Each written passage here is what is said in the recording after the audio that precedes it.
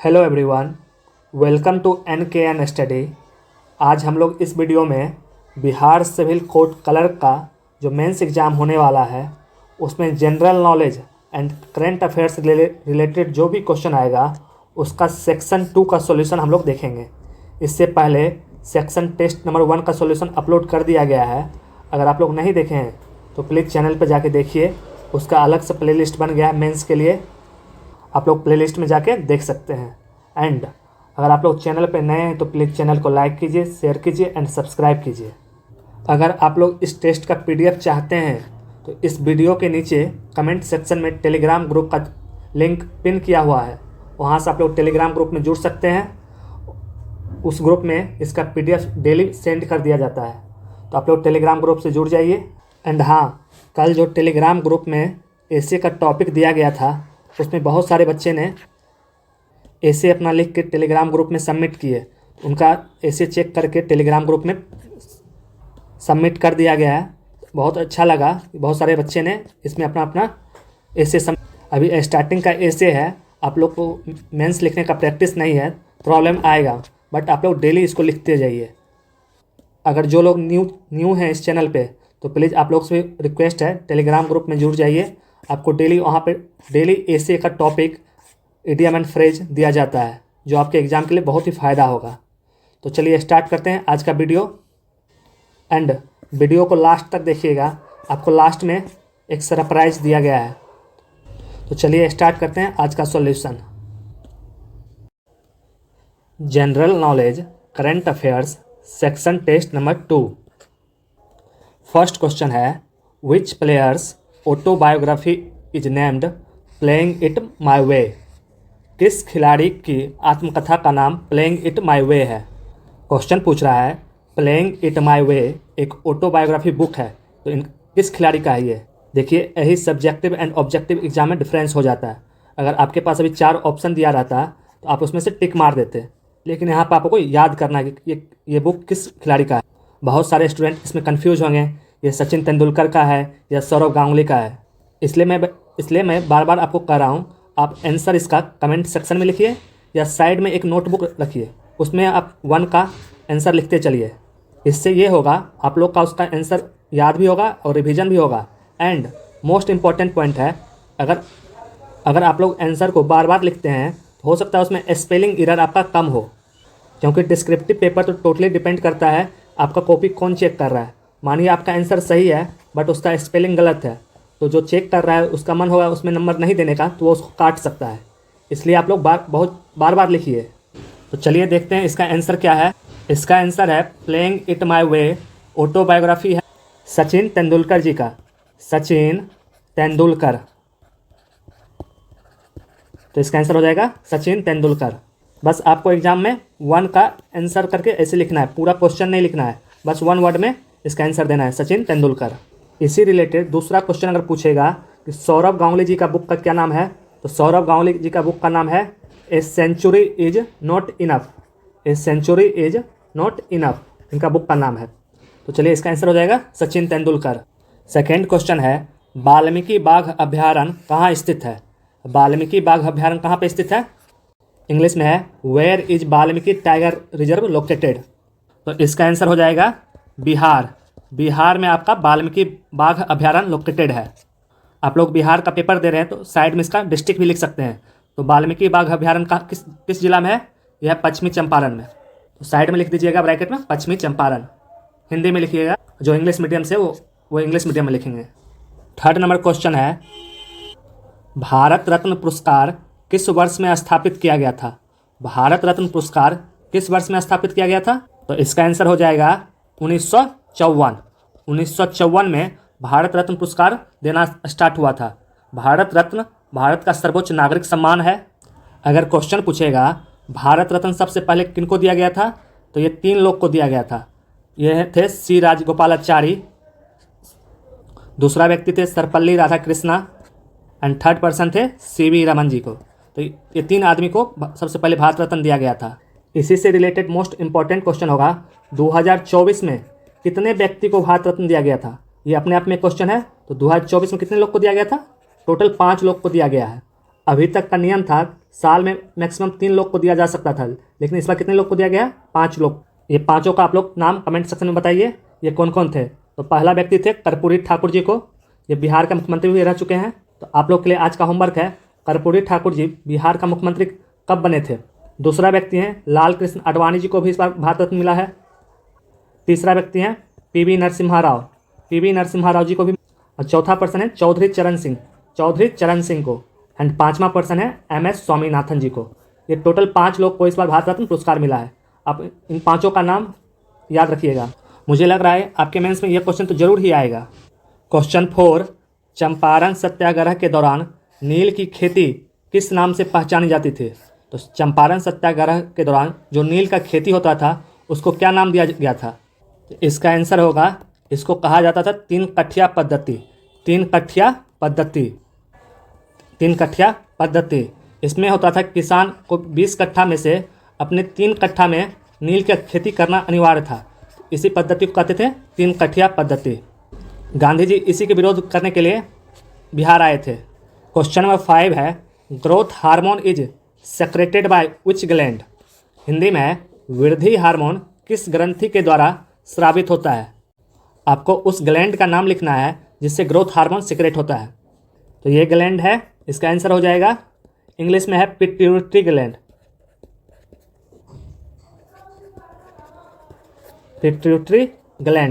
और हिंदी में बात करें तो इसको कहते हैं पीयूष ग्रंथि। तो इसका आंसर हो जाएगा पिट्यूटरी ग्लैंड। हिंदी में पीयूष ग्रंथि से ही ग्रोथ हार्मोन्स रिलीज होता है। इस पिट्यूटरी ग्लैंड को हम लोग मास्टर ग्रंथि के नाम से भी जाने जाते हैं। क्वेश्चन ये भी पूछ सकता है किस ग्लैंड को मास्टर ग्रंथि कहते हैं। तो उसका आंसर होगा पिट्यूटरी ग्लैंड या पीयूष ग्रंथि। क्वेश्चन 6, यमुना नदी के तट पे दिन पनाह शहर की नींव किसने रखी थी। तो क्वेश्चन पूछ रहा है यमुना नदी के तट पे दिन पनाह शहर का नींव कौन रखा था। तो इसका आंसर आपका हो जाएगा, ये बनाया था हुमायूं। ये शहर दिन पनाह शहर हुमायूं के द्वारा बनाया गया था। तो इसका आंसर होगा हुमायूं। लेकिन 1540 ईस्वी में शेरशाह जब हुमायूं को हरा दिया था तो ये दिन पनाह शहर को शेरशाह ध्वस्त कर दिया था। क्वेश्चन पूछ रहा है यमुना नदी के तट पे दिन पनाह शहर का नींव किसने रखा था। तो इसका आंसर हो जाएगा हुमायूं। क्वेश्चन 7 एक अच्छा क्वेश्चन है। 2011 की जनगणना के अनुसार भारत का ग्रामीण एवं नगरीय लिंगानुपात क्रमशः कितना है। क्वेश्चन पूछ रहा है 2011 के जनगणना के अनुसार भारत का ग्रामीण एवं नगरीय लिंगानुपात कितना है। आपको ये बताना है, ग्रामीण और नगरीय। इसमें ध्यान रखिएगा, ओवरऑल जो लिंगानुपात है वो नहीं लिख के आना है आपको। आप लोग सभी जानते हैं 2011 के जनगणना के अनुसार इंडिया का सेक्स रेशियो कितना है। ये है आपका ओवरऑल 943। लेकिन क्वेश्चन पूछ रहा है ग्रामीण और नगरीय इसमें कितना सेक्स रेशियो है। तो इसका आंसर हो जाएगा, ग्रामीण में 949 है और नगरीय में 929 है। तो इसका आंसर हो गया, रूरल सेक्स रेशियो इंडिया का 949 है एंड अर्बन सेक्स रेशियो 929 है एंड ओवरऑल अगर पूछेगा तो 943 है। क्वेश्चन 8, किस अनुच्छेद को डॉक्टर VR अम्बेडकर ने संविधान का हृदय और आत्मा कहा था। क्वेश्चन पूछ रहा है डॉक्टर VR अम्बेडकर जी ने किस आर्टिकल को संविधान का हृदय और आत्मा कहा था। तो इसका आंसर हो जाएगा आर्टिकल 32। आर्टिकल 32 को VR अम्बेडकर जी ने संविधान का हृदय एवं आत्मा कहा था। तो इसका आंसर है आर्टिकल 32। हिंदी में लिख लीजिएगा अनुच्छेद 32। क्वेश्चन 9 साइंस का क्वेश्चन है, the reaction between an acid and a base is known as. Hindi में है अम्ल और क्षार के बीच की अभिक्रिया को डैश के रूप में जाना जाता है। क्वेश्चन पूछ रहा है एसिड प्लस बेस को जब रिएक्ट करते हैं तो इस रिएक्शन का नाम क्या है। हम लोग सब जानते हैं जब एसिड प्लस बेस को रिएक्ट करते हैं तो प्रोडक्ट के रूप में हमको साल्ट प्लस H2O मिलता है। इस रिएक्शन को हम लोग इंग्लिश में न्यूट्रलाइजेशन रिएक्शन कहते हैं और हिंदी में उदासीनीकरण अभिक्रिया कहते हैं। तो इसका आंसर हो जाएगा, हिंदी में लिखेंगे उदासीनीकरण अभिक्रिया और इंग्लिश वाले लिख लेंगे neutralisation reaction. Question 10, Durand Cup, Santosh Trophy और रोबर्ट्स कप किस खेल से संबंधित है? क्वेश्चन में पूछ रहा है ये डूरंड कप हो गया, संतोष ट्रॉफी एंड रोबर्ट्स कप, ये किस खेल से संबंधित है? तो इसका आंसर हो जाएगा ये तीनों का तीनों कप संबंधित है फुटबॉल से, फुटबॉल। आप लोग के लिए होमवर्क है, आप लोग कमेंट सेक्शन में बताइए हॉकी और क्रिकेट से रिलेटेड कौन कौन सा कप है, सबका नाम आप लोग क्वेश्चन नंबर 10 लिख के कमेंट सेक्शन में बताइएगा। हॉकी से रिलेटेड कप को क्या क्या क्या नाम देते हैं, क्रिकेट से रिलेटेड कप को क्या क्या नाम देते हैं, और अगर एक्स्ट्रा गेम से रिलेटेड कप के बारे में आपको पता है तो आप लोग कमेंट सेक्शन में लिख सकते हैं। नेक्स्ट क्वेश्चन है क्वेश्चन नंबर 11, मोहम्मद बिन तुगलक ने दिल्ली से राजधानी कहाँ स्थानांतरित किया था? मोहम्मद बिन तुगलक ने अपना राजधानी जो चेंज किया था दिल्ली से कहाँ ले गया था? मोहम्मद बिन तुगलक 1325 में दिल्ली के गद्दी पर बैठा था और 1327 में ये अपना राजधानी चेंज किया था। ये दिल्ली से चेंज करके ले गया था दौलताबाद, तो इसका आंसर हो जाएगा दौलताबाद। उसी को हम लोग देवगिरी भी कहते हैं, तो दौलताबाद या देवगिरी लिख सकते हैं। क्वेश्चन 12 है, भारतीय अर्थव्यवस्था में बैंक दर डैश द्वारा निर्धारित किया जाता है? भारतीय अर्थव्यवस्था में ये बैंक दर किसके द्वारा निर्धारित किया जाता है? तो इसका आंसर होगा RBI, reserve bank of India. Reserve bank of India के द्वारा बैंक दर निर्धारित किया जाता है। तो बैंक दर कहते किसको हैं? बैंक दर वह ब्याज दर है जिस पे RBI कॉमर्शियल बैंक को धन उधार में देता है, उस रेट को क्या कहते हैं? बैंक दर कहते हैं। ये डिसाइड किया जाता है RBI के द्वारा ये कितना रहना चाहिए। क्वेश्चन 13 है, प्रधानमंत्री जन धन योजना डैश को शुरू की गई थी? क्वेश्चन पूछ रहा है प्रधानमंत्री जन धन योजना कब शुरू किया गया था? देखिए इसका घोषणा किया गया था 15 अगस्त 2014 को, प्रधानमंत्री जी ने लाल किला से इसका घोषणा किए थे, लेकिन इसका शुरुआत किया गया था 28 अगस्त 2014 से। इसका आंसर हो जाएगा 28 अगस्त 2014। क्वेश्चन 14, चौरी चौरा कांड किस वर्ष में हुआ था? चौरी चौरा कांड किस वर्ष में हुआ था? देखिए इसका आंसर हो जाएगा ये 1922 में हुआ था। इसी घटना के कारण महात्मा गांधी जी ने असहयोग आंदोलन वापस ले लिए थे, तो ये 1922 में हुआ था। क्वेश्चन 15, राष्ट्रीय खाद्य सुरक्षा अधिनियम किस वर्ष पारित किया गया था? राष्ट्रीय खाद्य सुरक्षा अधिनियम किस वर्ष पारित किया गया था? इंग्लिश में है in which year National Food Security Act pass. National Food Security Act pass ये हुआ था, इसका आंसर होगा 2013 में यह एक्ट पास किया गया था।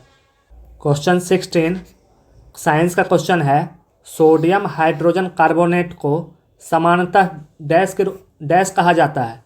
Sodium hydrogen carbonate is commonly known as. तो क्वेश्चन पूछ रहा है सोडियम हाइड्रोजन कार्बोनेट को हम लोग क्या कहते हैं? देखिए इसका फार्मूला होता है NaHCO3, इसको कहते हैं सोडियम हाइड्रोजन कार्बोनेट, या सिंपली इसको कहते हैं सोडियम बाइकार्बोनेट। इसका कॉमनली नेम होता है बेकिंग सोडा। क्वेश्चन में पूछेगा बेकिंग सोडा का फार्मूला क्या है, तो ये है NaHCO3, इसका केमिकल नाम है सोडियम हाइड्रोजन कार्बोनेट। अगर आपसे वॉशिंग सोडा का फार्मूला पूछेगा तो वॉशिंग सोडा का फार्मूला होता है Na2CO3, इसको कहते हैं सोडियम कार्बोनेट। तो सोडियम कार्बोनेट कहते हैं वॉशिंग सोडा को, और सोडियम हाइड्रोजन कार्बोनेट कहते हैं बेकिंग सोडा को। नेक्स्ट क्वेश्चन है क्वेश्चन नंबर 17, करेंट अफेयर्स का क्वेश्चन है, विश्व समुद्री सम्मेलन 2024 का आयोजन कहाँ किया जाएगा? क्वेश्चन पूछ रहा है 2024 में जो विश्व समुद्री सम्मेलन होगा ये कहाँ पर होगा? तो इसका आयोजन अभी हाल ही फिलहाल में चेन्नई में किया गया था, तो इसका आंसर हो जाएगा चेन्नई। तो विश्व समुद्री सम्मेलन 2024 का आयोजन कहाँ किया गया है? चेन्नई में किया गया है। क्वेश्चन 18, कौन सा देश 2025 में दृष्टिहीन महिला 2020 विश्व कप की मेजबानी करेगा। क्वेश्चन कर रहा है 2025 में जो महिला 2020 विश्व कप होगा दृष्टिहीन महिला का, ये कहाँ पर आयोजन होगा, ये किस देश के द्वारा होस्ट किया जाएगा? तो इसका आंसर है इंडिया। भारत 2025 में जो दृष्टिहीन महिला 2020 विश्व कप होगा उसका होस्ट करेगा। तो इसका आंसर होगा India, that is Bharat. Question number 19, time पत्रिका 2024 का पर्सन ऑफ द ईयर किसे चुना गया? टाइम मैगजीन जो होता है उसमें 2024 के लिए पर्सन ऑफ द ईयर किसे चुना गया है? ये चुना गया है डोनाल्ड ट्रंप को। तो इसका आंसर होगा डोनाल्ड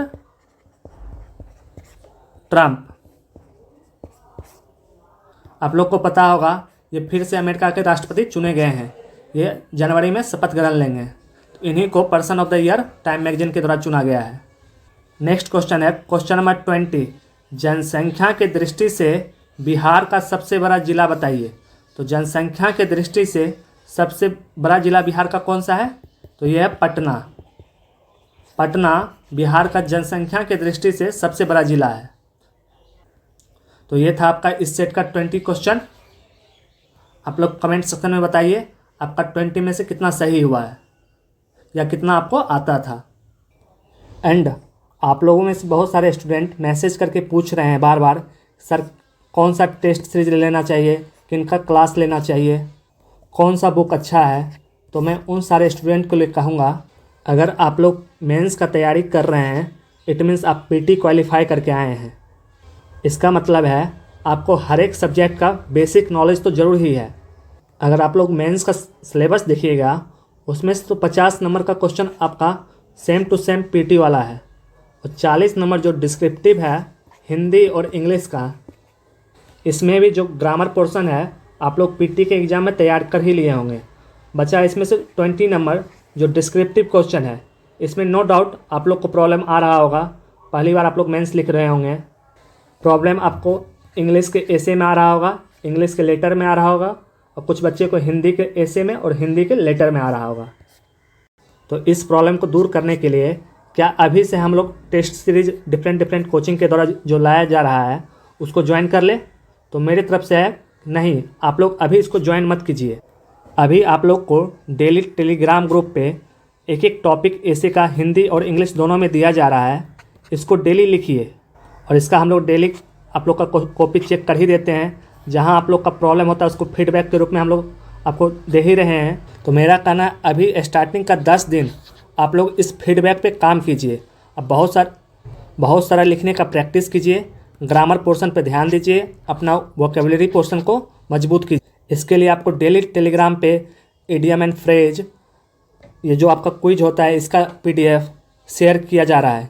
इतना तो आपको किसी भी कोचिंग का पेड बैच में नहीं मिलेगा जितना मैं आप लोग को फ्री में प्रोवाइड कर रहा हूँ। तो आप बस उतना भी कर लेते हैं तो आपका मेंस होने से कोई भी रोक नहीं सकता है। तो अभी आप लोग 10 दिन स्टार्टिंग का सेक्शनल वाइज सब्जेक्ट का तैयारी कीजिए। डेली 2 एसे लिखिए, 2 लेटर लिखिए।